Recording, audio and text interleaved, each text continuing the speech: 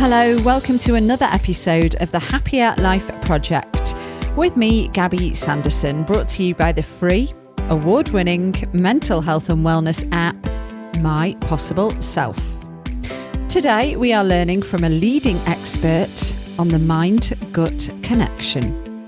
The gut and brain are intricately connected, profoundly influencing one another. Anxiety can trigger stomach issues, and gastrointestinal problems can in turn lead to anxiety.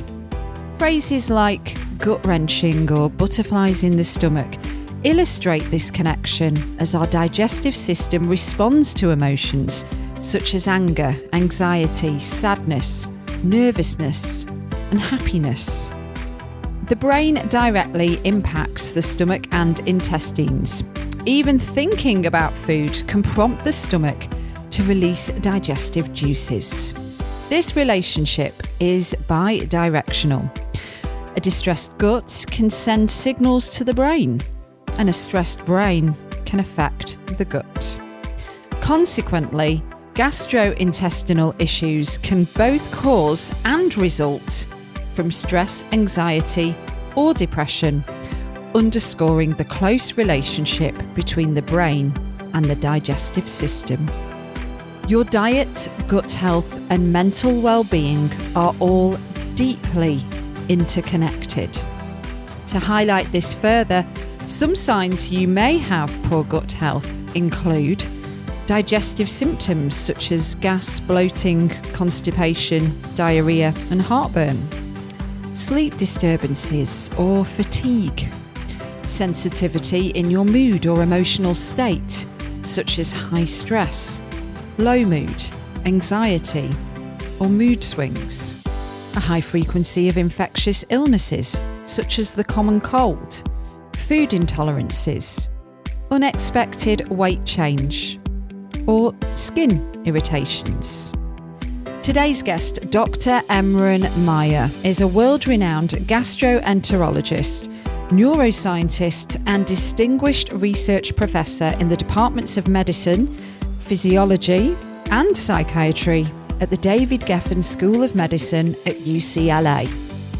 Dr. Emeran is also a best-selling author of the books The Mind-Gut Connection, The Mind-Gut Immune Connection, and last year he also released the recipe book, Interconnected Plates. Dr. Emeran has made significant contributions to understanding how the brain and the gastrointestinal system communicate and influence each other. His work primarily explores the complex interactions between the gut and the brain, particularly how those interactions impact conditions like IBS, chronic pain, and emotional well-being.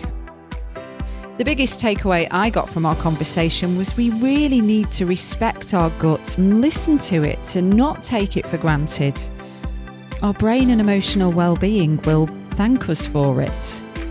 Today, you're going to learn all about gut health and emotion regulation, the influence of food on our emotions, the impact our mental health has on our digestive system, the science behind the Mediterranean diet as a template for optimum gut health, and some shocking facts about the origins of processed foods that should make you think twice about consuming. So, ready to find a healthier, happier you? Let's get started. Dr. Emeran Meyer, welcome to the Happier Life Project podcast. You are a pioneer and leading researcher in the brain-gut microbiome communication system, over 30 years of experience, books and awards under your belt. But I'd like to start off for our listeners in the most simplest of terms, and that is, what is this whole mind-gut connection and why is it so significant to our mental health? Yeah, well, first of all, thanks for inviting me to this podcast. I've been looking forward to it. And yeah, just to give you a very simple answer to this, I mean, I've had a career-long interest in the communication between the brain and the gut in both directions. That's kind of why I went into medicine, started medical school. This was my first research topic. I actually first was interested in how the brain and the heart interact, because I mean, that's another organ that obviously plays Mm. a role.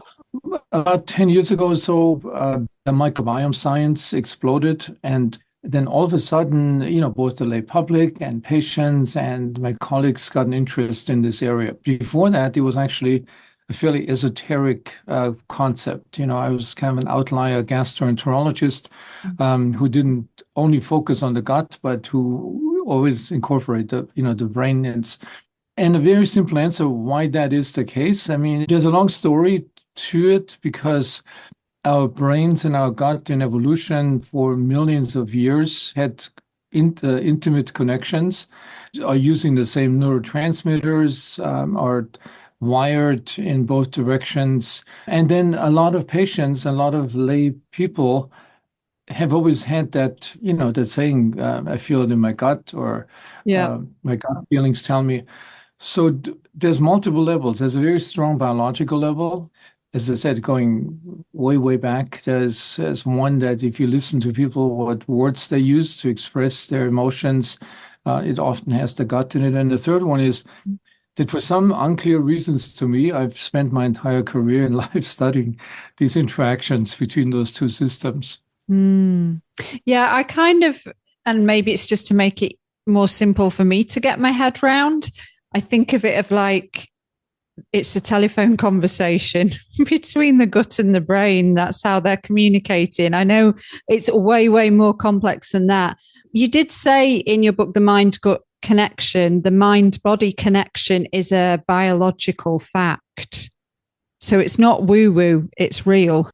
It is definitely real. And I think, I mean, there's always been, this field of psychosomatic medicine who has always said that, but that is not really taken hold of in the traditional medicine world. Mm. I mean, I would say still most of my colleagues in gastroenterology or cardiology would not pay much attention to the mind and to the brain. Now the science that we have, and microbiome science has helped a lot. So all of a sudden, people realize that if you manipulate the microbes in the gut, something happens in the brain of mice, and that what happens in the brain is both the structural changes, the wiring, but also the behavior changes. So the last 10 years have really helped a lot to make this acceptable. And nobody now would doubt that, at least in laboratory mice, it's much more difficult in humans. So in laboratory mice, nobody would doubt the science published in Nature, all the top journals, that this connection is real. Mm. So then, if we add another layer into it with the mind and the gut, then our emotions as well. How does this conversation between the two also affect our mood and our thinking and our feelings? So the signals that the microbes together with the gut, they really work in tandem. That they send to the brain by different ways. It can go through the bloodstream. It can go through the vagus nerve.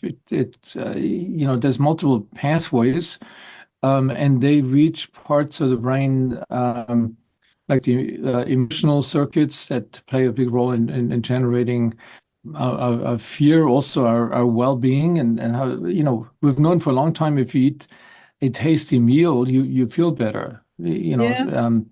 Yeah, even if it's unhealthy for a moment, this increased fat intake of a dessert, for example, makes you feel good. So Mm. that's an old insight. But also bad emotions, anxiety is being transmitted from the gut and its microbes to the brain. Mm. But at the same time, the brain doesn't just sit there and listen to this information. The brain sends back its responses, or it could even start by itself. If you're anxious, afraid, angry, emotional centers in the brain generate information that goes down to the gut and its microbes and influences their function. So Mm. this circular communication. It's always going in both direction, and it's like I like to call it a system. It's not an axis. An axis would mean it just goes in one direction. Yeah. Like if you imagine for 24 hours nonstop, even when you sleep, Mm. just constant back and forth between the brain and the gut and its microbes. Mm. So then staying on, because I'm obviously going to ask you some questions about diet and lifestyle, but just staying in regards to mental health for a little bit, how does, say, chronic stress and feeling very anxious, how does that interfere with this circular communication between the gut and the brain? Yeah, so the research on the effect of stress, and particularly chronic stress, or what we call allostatic load, that has a major effect, the top-down effect on the sympathetic nervous system and the hypothalamic pituitary axis. It has a major effect on the immune system in the gut. 70% of our immune cells are in the gut. And it also has a direct effect on the microbial behavior and what they do, how much they interact with us. So our emotions, I always like to say this, our emotions have a mirror image on the one side on our face. I can tell if you get angry all of a sudden, I can tell this even, through a Zoom call. Right. But the same thing happens at the gut level. That one we can't see. Some Really? people, well, yeah, some people are sensitive. They feel it. So, for example, people with irritable bowel syndrome, they feel these emotions at the gut level. But the majority of people, they have also this communication, but they're not aware of it. They think all the emotions happens in the brain. But Right. just think about it. Emotions often, if you get angry, it doesn't turn on and off. Often it takes a long time before that anger goes away or the anxiety. Mm. That's a typical property of a circular system where it, reverberates in that system and doesn't go away quickly. If you were just a simple on-off switch, you could turn off your anger within seconds, but Yeah. that's not what happens in reality. So is that why? Because I get very anxious and I always feel it in my stomach, I guess my gut. Like I feel like butterflies or just like a churning feeling. So I guess is my mind communicating with my guts? I feel uneasy. Is that what's going on? Yeah, so this feeling of butterflies, people have different kinds of sensations. It could feel like a knot if you're really angry. Mm. If you're more nervous or worried or anxious, it's more the butterfly type, feeling queasy in your gut. That's essentially the signals that the brain sends down. And it reaches a lot of different cells. It reaches your trillion microbes. It reaches the cells release hormones in the gut that produce contractions or secretions. Mm. So the gut is not just this digestive tube. It's a very complex system, probably almost equaling the brain in its complexity. And your emotions are basically processed and maintained within this complex system. Our emotions are processed in the gut as well, just like, oh, say, our food. Yeah, but they mostly, I would say, and this may be a bias, but I've had this very strong bias that these emotions they do start at the brain level. Mm. There's tons of research for decades to know exactly what happens in the amygdala or different brain regions. But when that information gets down to the gut, all kinds of secondary mechanisms happen. The brain also can turn up the sensitivity of your gut. So if you're anxious, there's a switch that we have in our brain gut system that makes you all of a sudden more sensitive to what goes on in the gut. For example, if you eat the food that you normally would tolerate without problems, if you eat that food when you're anxious and the brain has increased the sensitivity, all of a sudden you don't tolerate it. Right. So I think most people underestimate. I mean, you wouldn't know because there's this huge body of research that supports this. I've always been amazed, and I've been reinforced by the comments from my patients. I probably have learned the most from my patients. Going from the laboratory into the clinic, listening to them, and actually taking what they say serious.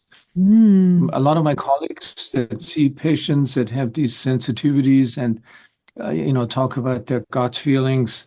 But most of my colleagues in I, gastroenterology, they laugh about it. They don't take it serious. They say it's not a problem.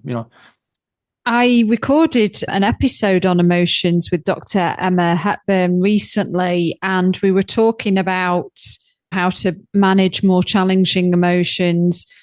Something that didn't come up though was diet. So, could food influence our emotions? Yeah, this is I would say a relatively recent aspect of this brain gut microbiome science. Mm, It so resulted in this new field of nutritional psychiatry. That there's a few people like Felice Jacka, who's probably one of the more prominent ones, that have done studies and have written about it, how different diets can affect the way we feel. And I mentioned earlier, so if you eat a dessert, it makes you feel good. So this is the simplest one. And it's mm, not just, it's always been that way, but we know that it releases what's in that dessert releases hormones mhm. in the gut from Yeah. specialized cells. The microbes play a role in that communication as well. And they reach the brain and they make you feel good. It's like this, it's called the hedonic aspect of eating. Often that's associated with something that's not that good for your health. So there are now studies that have shown that, if patients with depression, for example, go on the regular therapy with medications or cognitive behavioral therapy, but in addition, adhere to a dietary recommendation. And those recommendations generally have used a Mediterranean type diet, which has Mm, sort of become almost like the default. When we talk about a healthy diet, this seems to be the one that has most of the ingredients that we think are good for the brain. But they're not just good for the health of the brain, but they're also good for how you feel. mm, So the other thing is, the other extreme. So you feel good after a healthy Mediterranean diet. You feel, and this has been shown in controlled studies, that diet plus conventional therapy in psychiatry is more effective than conventional therapy alone. And there's growing evidence from different angles, different studies to support that concept. yeah. The question always comes up: could dietary therapy replace the conventional psychiatric therapy? I Mm, have my doubts. If you're suffering from a serious anxiety disorder or mm, severe depression, I personally do not think that diet by itself can do the job.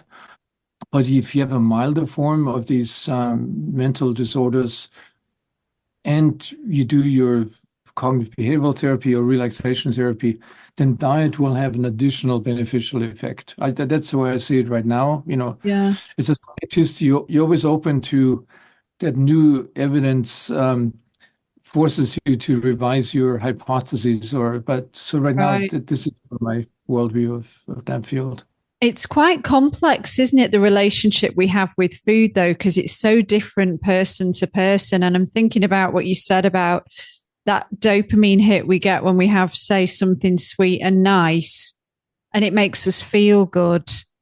As does, say, on the healthy side, maybe a Mediterranean meal makes us feel good, I think, in a different way. But then for me personally, I'm in Portugal. So I would say the Portuguese are aging very, very well. They're very active. I see in the supermarkets all the fresh produce. They're generally quite positive and upbeat, and they seem to be aging slowly as well. A lot of them look way younger than the birth age or whatever. So I completely see it firsthand, everything that you were just explaining about the Mediterranean diet. But then going back to like food and feelings, it is so complex because I think some people want to self-soothe with the bad stuff, or they can get addicted to the bad stuff, sugary stuff, or the fast food. And that might make us feel good for a bit, but then it's actually not really doing us any good at all, is it? So it's not always the healthy food that makes us feel good. If you are that way inclined to like more kind of processed foods and whatnot. Yeah, I mean, this, I just, this morning we published an article in our newsletter on the ultra processed food, and essentially it's a very good example because it's been engineered essentially to make you feel good and crave for it for the moment. It's obviously bad for the long term. It's bad for your for cognitive function and for your aging. But for the moment, it makes you feel really good. It's engineered as a drug. So it makes you addicted. There's a That's concept so of food. scary. It is really scary, but I mean, it gets even scarier when you realize that 60% of the food that particularly young people eat belongs into this category of ultra processed food. Only 40% comes from the regular food. Mm. So our society and our food industry has basically hijacked that mechanism of the brain, this gut-brain axis, with engineering these kinds of foods, which are typically high in sugar, high in salt, high in fat. And those three ingredients, all so we know the mechanisms, what parts of the brain they hit. The dopamine system is always a big part of it. And so it's created an acute health care problem. It's, food addiction was still controversy a few years ago. Does this really exist? But we do know, and from your personal experience, if you eat one of these products, it's very hard to stop right away. It's always like, well, one more bite of it, or Yeah. I mean, the people that have engineered this actually, they're real experts. They came from the tobacco industry. It's well known that when the tobacco industry kind of got all the pressure, and so they migrated to the food industry. Really? So Wow. they know what they're doing, so for sure. But so we're living longer than we were, say, 50 years ago, but we're not really living healthier, are we? Living healthier today, you mean, compared Yeah, to like then? which people I've spoken to in like maybe the fitness or the nutrition industry, I've heard them say, eat like your grandparents did. It's kind of like go back to that making things from scratch is what they mean. Yeah, no, absolutely. I mean, I can see this in my own personal history. So I grew up in this small town in the Bavarian Alps. For example, eating sauerkraut, going to the local brewery and getting these blocks of brewer's yeast when you had an upset stomach. I mean, there were a lot of these things. Fermented foods were very common. There was a relatively small amount of red meat, was lots of vegetables. The way the vegetables were grown, they were not, mass produced, but they were locally grown by the local farmer. So all this existed, and then it was a lot of exercise. We walked to school for 30 minutes. When we went skiing, we weren't dropped off by a bus. We actually hiked to the hill to do the skiing and hiked like 2, 3 hours a day to back and forth. So when I look back at my own upbringing, I mean, that clearly was the kind of thing that we now, proposing to people to do. Mm. Now they go to the gym to do it, and now they go to expensive markets to buy the fermented food, and so the whole delivery has changed. But it still affects only a small percentage of the population. The population, I don't think, lives healthier today. Right. I do not believe that. I think part of it as well is like for financial reasons. It seems that if you put the word organic on anything, then it means you can double the cost of it. But certainly in the UK, there's a lot of people that just don't have the luxury of being able to go to the local farmers market and spend X amount on something. It's kind of become quite a buzz thing, hasn't it? The wellness industry, it's become a very rich industry. It's a shame that I think it separates itself somewhat from those that could really benefit from it. Yeah, and those that could benefit the most. When you look at, for example, what happened during COVID-19, so the people that had the greatest risk of getting infected and getting the most severe cases and were more likely to develop long COVID, they were all the ones in the lower socioeconomic level of society. And if you look at what their diet is, they have the worst diet for Right. cost reasons. I think also lack of awareness. Unfortunately, sadly, in the US now, also for political reasons, there's this whole backlash against the coastal elites and what they propose and what they eat. And there's other studies. I mean, even with HIV, I mean, the risk of getting HIV infected is higher if your gut microbiome is compromised from, for example, an unhealthy diet or unhealthy lifestyle. So our susceptibility to viral infections is also influenced by that lifestyle, and paying attention to what you eat. There's probably as well a middle ground in between those that can't afford and those that can afford, in being able to shop healthier, but maybe they haven't got the education, or maybe they just prefer because they have got some kind of addiction now to the sugary stuff, and the sugary stuff isn't just necessarily the sweet stuff, is it? It's hidden in all sorts of things. So I think people say eat healthy. People know that now, but there needs to be a shift in mindset, doesn't there, to really, I suppose, make people understand the importance of their health and what they're consuming and what it's actually doing to them. It must be quite frustrating for you with all of your research and knowledge that you know exactly what it's doing, and that it's not good, is it? It's not good. Sometimes you almost feel like helpless because you're fighting against forces that are extremely powerful. The lobby of the food industry and of the agricultural industry, the lobbying forces. For example, you wouldn't think that these primary elections in the US, or the sequence of which states vote first, has anything to do with this. But the fact that Iowa, the main producer of corn, which, leads to high fructose corn syrup, one of the main hidden sugars in virtually all of our foods, that state always comes first, is not a coincidence. Politicians want to make sure that they get that first primary in their corner, and they promise them, obviously, we're not going to do anything to change the government support and subsidies for the corn production. So this is just one example of how deeply ingrained that is, but there's many others. Sometimes, I mean, this may be, almost conspiracy theory. Sometimes you almost think there's a collusion between the major players, the pharmaceutical industry, the food industry, and even the healthcare industry. I mean, look at the new, miracle drugs, Ozempic, and these GLP-1 agonists. Yeah, right. $1 billion business for the pharmaceutical industry. They want to force the government to make it available to everybody. It's in some ways, it's really crazy. Why spend that amount of money at the end? Keep people more or less addicted to these drugs because you can't stop them. Once you have lost weight with them, you can't stop them.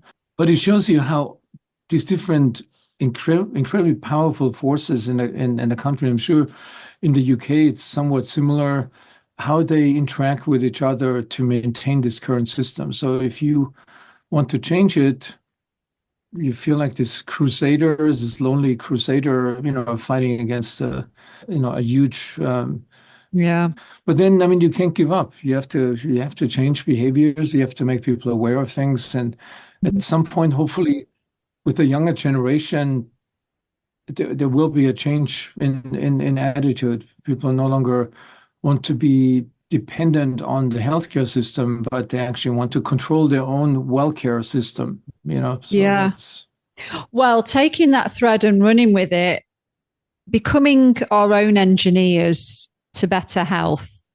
If we could look at diet real quick, especially because obviously we're talking about the gut. So there's that old classic saying of 5 a day keeps the doctor away, or something, which is like 5 fruits and vegetables. But I heard you in a podcast saying you tried to eat 20 different sorts of types of plants and vegetables a day. So I think that needs updating. Where is a good place to start? What are some of the good foods we should be consuming for our guts and subsequently Yeah, aligned. I mean, this was based basically on a study that came out from a group at UC San Diego, where they showed that the positive microbial changes didn't happen just people eating fruits and vegetables, but there was a critical number. I think it was 15 per week, 15 different fruits and vegetables per week, which is not that hard to do. If you, I mean, obviously it depends a lot on the person in the family who does the shopping, but that is not that hard to do. We've been practicing this ourselves on a regular basis. And so the reason is quite simple. So each of these fruits and vegetables there's thousands of different molecules, fiber molecules, and there's this other component, the polyphenols, that are also a main component of plant-based foods.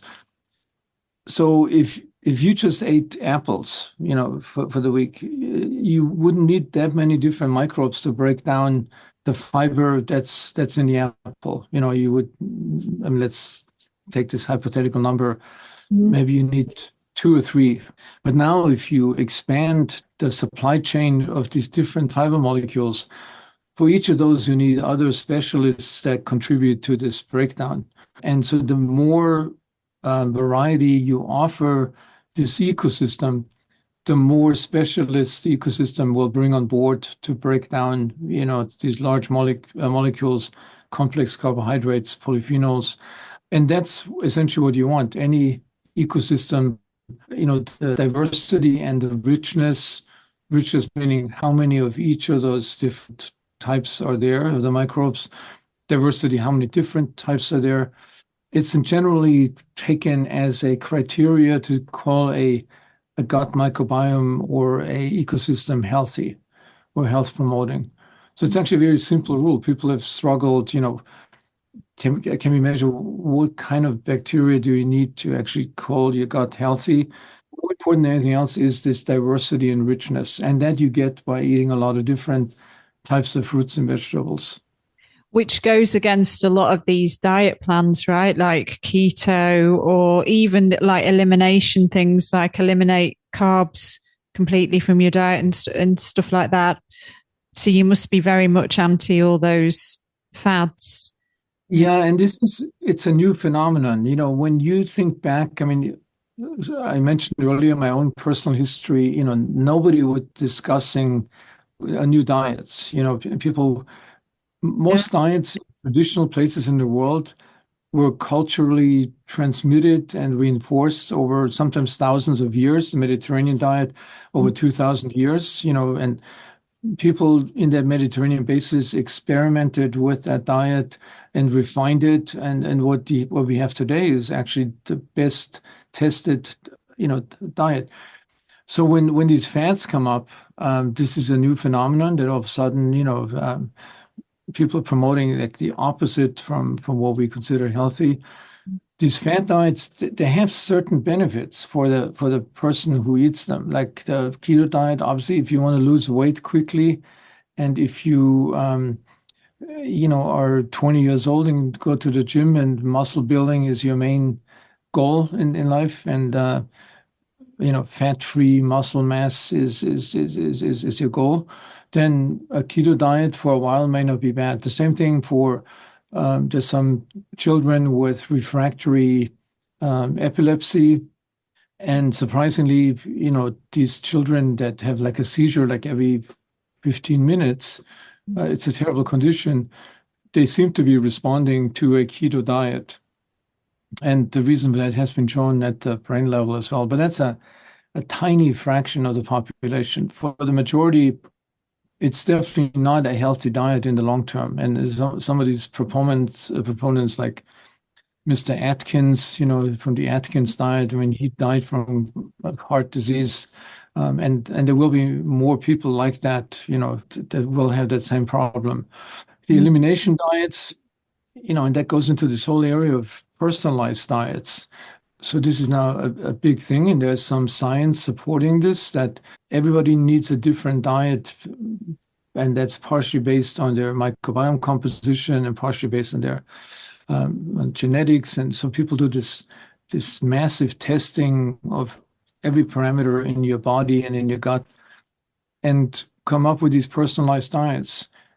I don't think we've really seen the breakthrough that this makes a big difference. It makes some difference. There's been a recent study by the English company Zoe that just came out Yeah. recently that showed some benefit of such a personalized diet.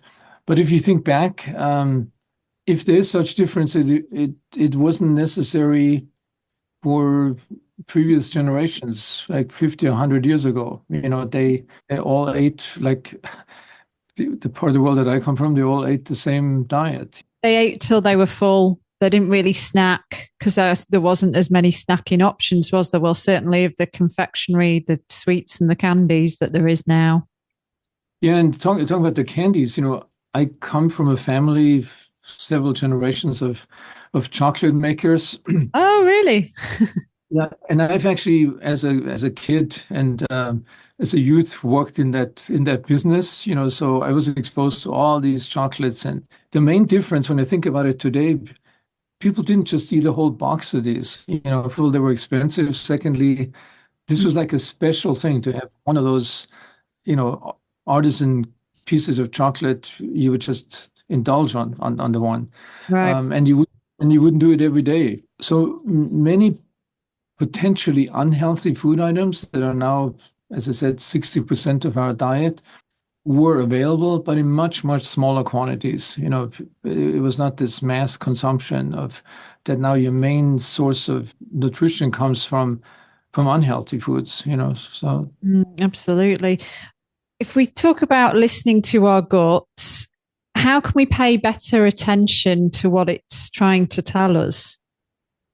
I wrote something about this topic of gut feelings and intuition in my first book, The Mind-Gut Connection. And it is kind of fascinating, so in simplest terms that we go in life through all these emotional moments that are all kind of recorded in forms of video clips with a gut component and with a feeling component. And they're stored in this vast database. And then when we make a gut-based decision, we can access this database and can within seconds make a decision. Oh, this is good for me. And make a falling in love with somebody that they've just love at first sight. How does that happen? I mean, there's got to be some I think the system. gut can sometimes not always be right in that respect. This is a problem. It's not an error of proof system, because if somebody has a lot of anxieties, they make a lot of wrong decisions. They risk from it. They don't do things that they could have done easily. They lean towards the negative thinking, right? Because I heard you saying this in an interview, that it's more, if you're an anxious person, the catastrophizing or jumping to the worst case scenario. So again, like the gut might not be, well, we might not be hearing it properly actually because of something else going on. Yeah, and I would say that system that makes these predictions, I mean, our brain, or I'd say our brain gut axis, constantly goes through life making predictions on within minutes and within hours and, even months ahead.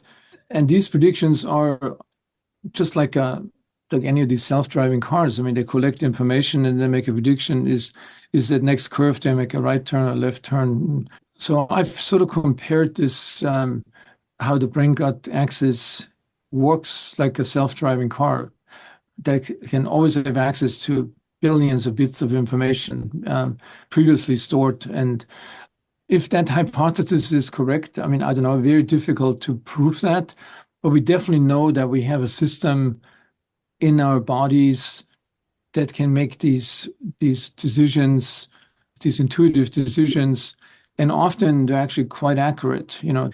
I would say if you are a person that's grown up, that your parents have reinforced that you trust your gut, that you trust your feelings about situations from early on, you'll have a very strong system that's not biased towards catastrophizing or making negative predictions, but actually that you make pretty solid predictions about important things in your personal life, career choice, partner choice, and several others. But it's not everybody has that. So definitely people with anxiety disorders they can work on this. Cognitive behavioral therapy is basically a way of retraining a hyper-responsive system that makes the wrong predictions and does catastrophizing. So that's essentially what cognitive behavioral therapy does, quite well. Ah, okay. Uh, Well, I'd love to squeeze in, knowing what you know with all your years of research in the field, how you take care of yourself and your gut. well, certainly, believe it or not, I didn't do anything consciously when I was younger. It was just a traditional, upbringing. And then I have noticed when I moved to the US, several decades ago, and many people tell me that as well, that they automatically gained weight just moving here and adopting the eating habits. Yeah. Almost everybody, when they go back to Europe, they go back to their normal weight. So I realized that first time I was writing my first book some 7 years ago now, or 7 years plus. I became really aware of the close connection between diet and these many other functions that we talked about: emotions, cognitions, well-being.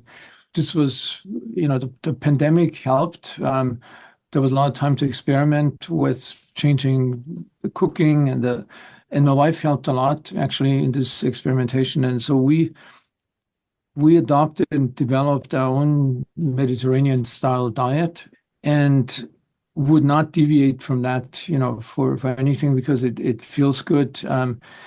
It feels good for yourself. It's good for maintaining a healthy weight. You also realize it's good for the planet because, that's another aspect of this healthy diet, that it's for the best thing you can do on your own, on a personal level, for planetary, climate change. Mm. And so we have fully adapted this Mediterranean style diet. There's these other factors, eating meals in a social connection with friends, not in front of the TV, not with the iPhone in front of you. Yeah. Um, Do you do the eating Exercise on a regular window? basis. I was just going to say, do you do the eating window thing? This intermittent fasting is become very popular. Yeah, so we did this as well for a year, pretty strict. The form that we did was the time restricted eating, the 16/8, so not eating for 16 hours and compressing your eating time into 8 hours. There's a lot of evidence from animal studies that this is beneficial. What you realize when you do it, you actually eat less Mm. because the whole snacking in front of the TV or something disappears. You just can't do that anymore. Yeah. The human studies to support that are not as straightforward. Some have confirmed it, some have not. But this idea of not having something in your stomach 24 hours a day is definitely an important one that we continue to stick to. We're not quite as strict as about the 16/8, these windows, but clearly emphasizing. And the reason it's important because your gut functions totally different when it's empty. So it switches to a pattern of rhythmic, every 90-minute major forceful contraction going from your esophagus to the end of your bowels. And it's been called a housekeeper, but it also cleanses your gut from bacteria that don't belong in the small intestine. And so this whole thing about cleansing, people, it's another fad, cleansing diets. Well, cleansing, the best mechanism is to use your own body's or gut's mechanism of switching on that housekeeper function, and Yeah. the longer that housekeeper is active, the more effective it is. So if you suffer from bloating or from what now is being referred to as small intestinal bacterial overgrowth, or SIBO, my first recommendation is always try that time-restricted eating for a month or two. And most likely you will get some benefit from that, more than from these fad diets. Mm. I had a couple of questions from our social media girl. What are 3 signs your gut microbiome is off? 3 signs. Well, first of all, not everybody will notice those signs, so a lot of people I would even say 40% of the population in the US have a unhealthy gut microbiome that's not optimal in its diversity and richness. So I would say typical symptoms would be bloating, discomfort, food intolerances, that you just doesn't feel right when you eat something. I mean, they're not particularly scientific, they're symptoms. And because, people want to know more definitively, they go to these gut microbiome stool tests and think they're going to get the answer, but that's also not the case. I would say if your gut doesn't feel right, mainly, and you're plagued mainly by these very common symptoms of bloating, postprandial fullness, indigestion, there's something wrong with your gut microbiome. She wants you to finish the sentence. To improve your gut microbiome and feel better mentally, do this one thing. It depends. If you're on an unhealthy diet, changing your diet towards and I like to say Mediterranean style. It's not Italian, it's not Spanish, not Greek. It's the concepts are a 70% plant-based diet, including fresh fruits and vegetables, cut back on your red meat, cut back on your sweets. Those are probably the simplest things that this is what I would recommend to people. Start with that. If that doesn't do the job, then there could be other factors. There could be anything from poor sleep to chronic stress to, lack of exercise. Many of these other factors converge on the gut as well. So, we've seen that the gut microbiome is influenced by the level of aerobic exercise, definitely by stress and worries, by sleep disruptions. So all these factors, I sort of like this idea, everything converges on the gut and its microbes, and that system processes that information and then, feeds it into the brain-gut communication system. Yeah, it sounds like something that is so complex and that we still don't really know enough about. So thank goodness we've got all your books and research on it. I'll finish with the last question that I ask every guest that's slightly tweaked towards the topic of the episode. What is a simple, actionable first step we can take when it comes to supporting a healthy gut-brain connection that will help us on our mission to building a happier life?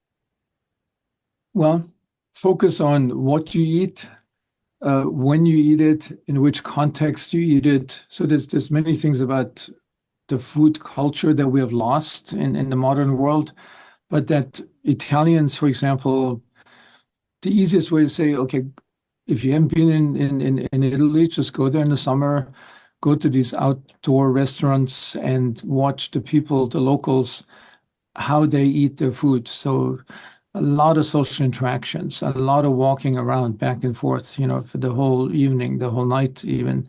Yeah, they eat late. They eat late, but they do it. I'm sure there's some people that eat in isolation, but in general, you get this impression this is a fun thing. This is not something that you worry about that eating the wrong thing. This is a fun event. They all know what they eat because it's been a tradition. Yeah, I would say take a vacation to Italy and spend a couple of evenings sitting on the piazza and having your dinner. So this will show you what a healthy eating style is. I'm going to propose this to my boss. I'm going to say, listen, I need to do some more research on the mind-gut connection. Dr. Emeran said I need to go to Italy to see how it's done. Thank you so much. It's been so fascinating. And just to quickly point to how people can find you, your website is a great hub of all the stuff that you've got going on, which is emeranmayer.com. And I will put all this in the show notes too. So you've got your recipes on there. We've not even talked about the recipe book that you've released, but there's a podcast section. There's a fantastic blog. You've got a couple of courses on there, links to all your books. So I think that's and there's a newsletter you can subscribe to as well. Yes. Yeah. So yeah. I would highly recommend people subscribing to the newsletter because, we're constantly trying to provide information. And it's a wide range from very practical things, how to cook things, from recipes, all the way. I usually focus on the latest science in this space. I would say it's almost like, I hate to use that term, but it's sort of the mind-gut university. Because you find everything there. You can take courses, online courses, and for anybody who wants to start in this area and do something that's scientifically based and validated, I think it's a good way to do it. Yeah, and it's, as we've learned, it's so much more complex than our diet. Obviously, the diet is huge, but there's all these other factors as well that can really help us on our mental health, not to mention the physical health side. But, we're all about the mental health and wellness. And yeah, we should be paying attention to our gut and respecting it. Yeah, respecting it and, dropping this concept that, a lot of people have grown up with. Well, you got this digestive tube that, its main function is to break down food and absorb it. That's just one relatively small part of it. It's obviously important, but all these other factors that, information being distributed to the rest of the body from these specialized cells in the gut, the immune cells and the microbes and the nerve cells, your second brain in the gut. I think if people realize that, everybody's kind of aware of how complex and important the brain is, but I think we need to get that same awareness to the public. It's the same about the gut, Yeah, absolutely. And hopefully this podcast episode has helped nudge people in that direction. So thank you again, Dr. Emeran. I really, really appreciate your time. Thanks so much, Gabby. It's been a pleasure talking to you. And yeah, this will go to a receptive audience. Thank you again to Dr. Emeran Meyer, and thank you to you for listening to this very episode of the Happier Life Project with me, Gabby Sanderson. Of course, I can't let you go before sharing the important housekeeping, so please do stick with us for the next minute or so.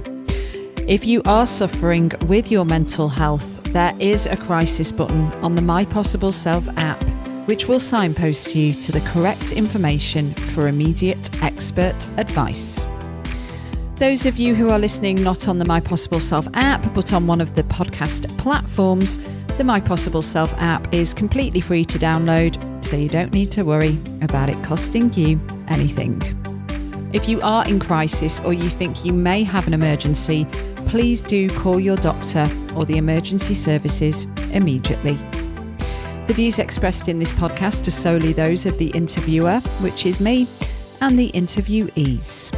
The content of this podcast is for informational and educational purposes only and should not be considered as a substitute for professional or medical advice. Our partners at the Priory Healthcare are not involved in the production or content of this podcast. If you are listening on one of the podcast platforms and you haven't already subscribed or left a review, we super appreciate you doing that. If you have the time, it helps us to grow and helps us to spread all this advice from our experts to as many people as possible. And to find and follow us on social media, we are most active on Instagram and we're at My Possible Self, and I've been at Radio Gabby. Do take care, and I'll see you on the next one. Bye for now.